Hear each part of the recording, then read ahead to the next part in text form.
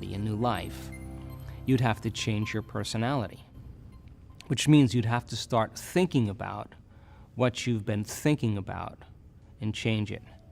You'd have to become aware of your unconscious habits and behaviors and even what you say and modify them.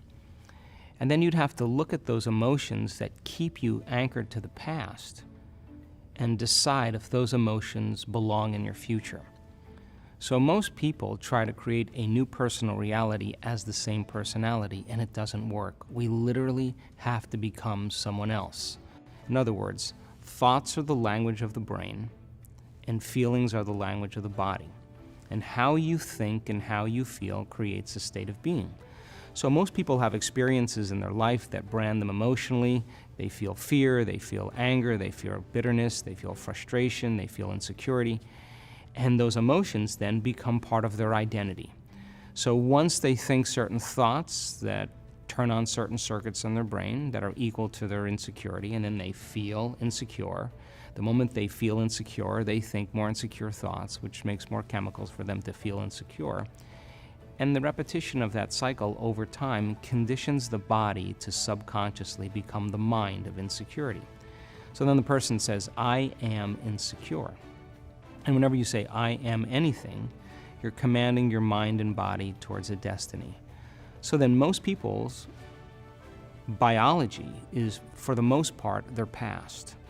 And so if you're not being defined by the vision of the future, some new possibility in your life, you're only left with the old circuitry in your brain and the old emotions of the past.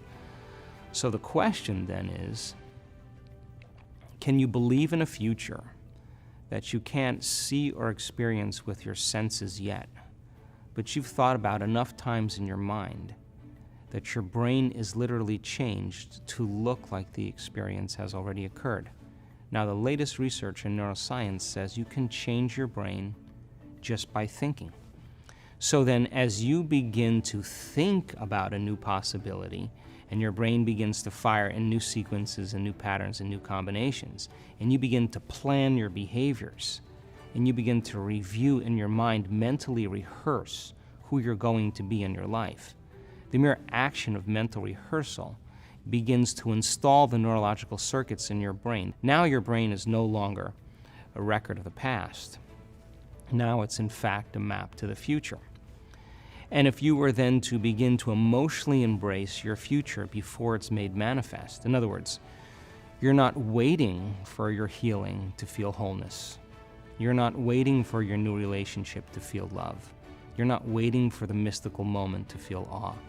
You're not waiting for your success to feel empowered. That's the old model of reality of cause and effect. In other words, the materialist, the person who's waiting for their wealth to come to feel abundance, they're living by that model of cause and effect. But the quantum model is about causing an effect, which means you begin to experience your own worthiness and your abundance before it occurs. You have to feel wholeness in order for your healing to occur. We have to feel love for ourselves and love for life in order for us to have love in our life. And so then to instruct people how to teach their body emotionally how that future could feel like before it's made manifest. If they do it properly, their body as the unconscious mind begins to believe it's living in that future reality in the present moment, and they're beginning to signal new genes in new ways that begins to change their body to look like the event has already occurred. So the process of change in the meditative model requires unlearning and relearning. It requires breaking the habit of the old self and reinventing a new self. What we say in neuroscience, pruning synaptic connections and sprouting new connections, unfiring and unwiring and refiring and rewiring, unmemorizing emotions that are stored in the body and then reconditioning the body to a new mind and to a new emotion. No longer signaling the same genes in the same way, but signaling new genes in new ways. Beginning to pull your energy out of the past and beginning to invest your energy into the future. What we're teaching people how to do is not to pray to have their prayers answered, but to get up from their meditations as if their prayers are already answered. Because when they're combining that clear intention of their future with that elevated emotion, they're literally changing their energy, they're changing their brain chemistry, they're changing the way their brain works, they're changing their genetic expression, they're changing their chemistry.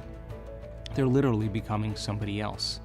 And over again, when people do this, it may take them months to turn their disease around. But over and over again, we've seen this.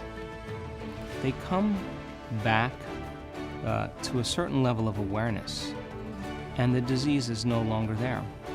And it's almost like the disease existed in the old personality. They're literally someone else. And we've seen it enough times now to know that people reach a certain point with themselves where they feel so whole. They feel so satisfied with who they are. They feel so happy with themselves and their lives that they could care less if they have the disease. And that's the moment it goes away over and over again.